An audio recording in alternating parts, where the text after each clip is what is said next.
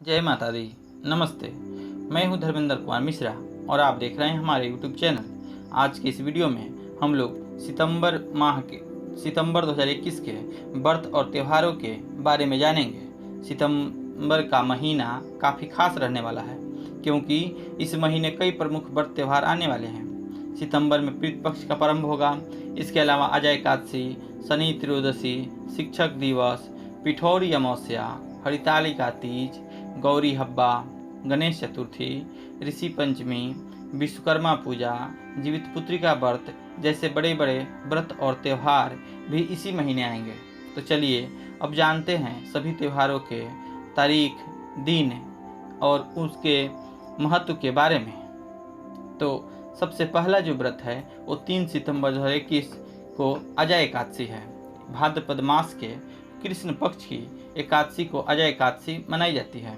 शास्त्रों में बताया गया है कि यह एकादशी बहुत ही पुण्यदायी है। दूसरा जो पर्व है वो 4 सितंबर 2021 शनि प्रदोष है। प्रत्येक महीने की त्रयोदशी तिथि को प्रदोष व्रत करने का विधान है। साथ ही बार के हिसाब से यह दिन जिस दिन पड़ता है उसी के अनुसार इसका नामकरण होता है। इस बार शनिवार के दिन प्रदोष व्रत है, इसलिए आज शनि प्रदोष का व्रत किया जाएगा।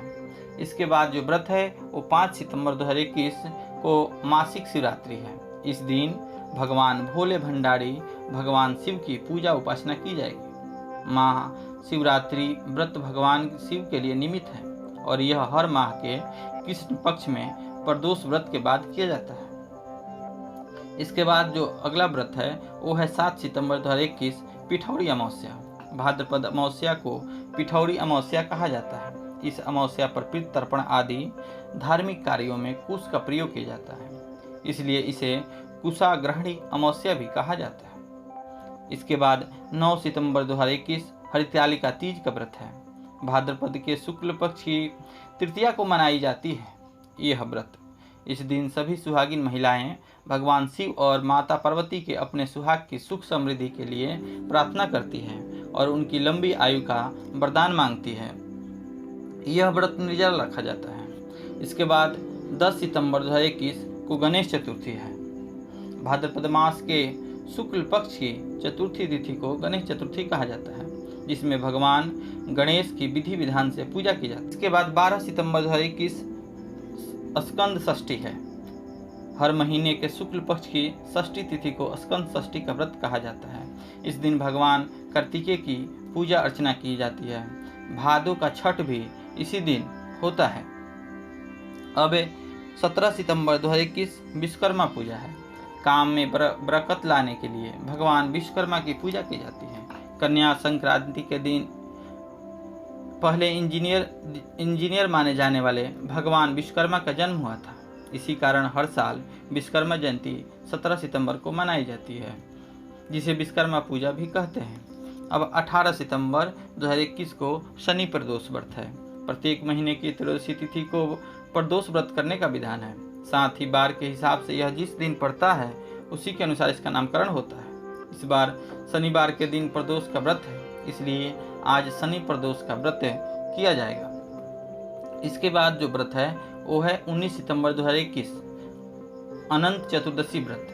भगवान भाद्रपद शुक्ल पक्ष की चतुर्दशी यानी अनंत चतुर्दशी के दिन भगवान विष्णु के अनंत स्वरूप की पूजा की जाएगी। दरअसल भगवान विष्णु के 12 नाम में से एक अनंत है और इस दिन मध्याह्न के समय इनकी पूजा और व्रत करने का विधान है। इसी दिन गणेश विसर्जन भी होता है। तो चलिए इसके बाद अगला जो व्रत है वो है 20 सितंबर 2021 भाद्रपद पूर्णिमा है। भाद्रपद शुक्ल पक्ष की अंतिम तिथि पूर्णिमा तिथि के नाम से जाना जाता है। इसे श्राद्ध पूर्णिमा के नाम से भी जाना जाता है। इस दिन भगवान विष्णु के सत्यनारायण स्वरूप की पूजा की जाती है। इसके बाद जो व्रत है वो है 21 सितंबर 2021, जिसको श्राद्ध का प्रथम दिन कहा जाता है। श्राद्ध पक्ष प्रारंभ होता है। अश्विन कृष्ण पक्ष की प्रतिपदा तिथि से श्राद्ध शुरू हो रहे हैं। इस दिनों में जो हम दान पूर्वजों को देते हैं वह श्राद्ध कहलाता है। शास्त्रों के अनुसार माना जाता है कि जिसका देहांत हो चुका है और वे सभी इन दिनों में अपने सूक्ष्म रूप के साथ धरती पर आते हैं और अपने परिजनों का तर्पण स्वीकार करते हैं। इसके बाद जो व्रत है वो है 24 सितंबर 2021 संकष्टी चतुर्थी। इस दिन भगवान गणपति बप्पा की विधि विधान से पूजा अर्चना की जाती है, जिसमें भगवान गणेश हर संकट को हर लेते हैं। इसके बाद जो व्रत है वो 28 सितंबर 2021 कलाष्टमी। हर महीने कृष्ण पक्ष की अष्टमी तिथि को कलाष्टमी मनाई जाती है। इस दिन भगवान शंकर के भैरव स्वरूप की उपासना की जाती है। इस दिन विधि विधान से भगवान भैरव की पूजा अर्चना की जाती है। भगवान भैरव की कृपा से सभी तरह के दोषों से मुक्ति मिल जाती है। तो इस तरह हम आपको सितंबर माह के सभी व्रत और त्योहारों के बारे में बताया। अगर आपका और भी कोई सवाल हो तो कमेंट में ज़रूर पूछें और कमेंट में जय माता दी जरूर लिखें। जय माता दी।